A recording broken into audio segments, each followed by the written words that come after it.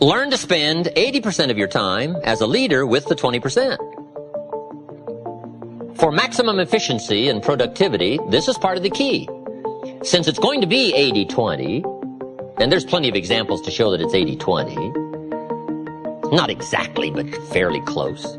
Ask the minister of the church, who picks up the tab here? And he'll say, probably, 20% of the people pick up 80% of the tab. I mean, this is called one of those things, okay? So what do? Well, you learn to work with it and not try to solve it. It's like trying to solve the seasons. You don't solve the seasons, you learn to work with the seasons. They're all set. And some of these things by history are all set. The key is to learn to work with the way it is set.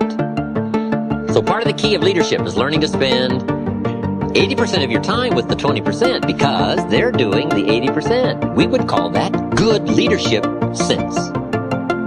Now you say, well, how do you do that? Let me give you part of the answer and how to do that. Here it is. Spend individual time with the 20% and group time with the 80%. This is part of the answer to leadership skills. However, guess who wants your individual time? The wrong group. But that's what life's all about, right? Accepting this challenge. So now you've got to be what we call clever. And you've got to be, another key word, diplomatic. Diplomacy and strategy are two key words for leadership to understand. Diplomacy and strategy.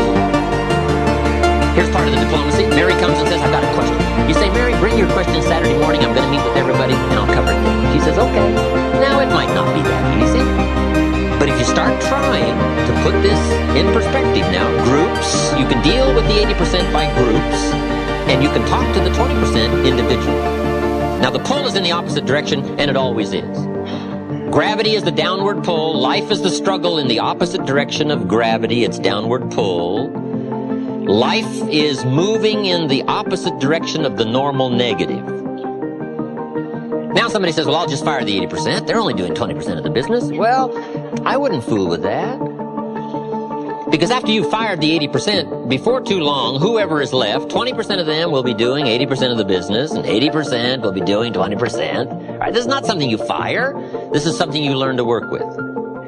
The 80-20 rule, very important rule.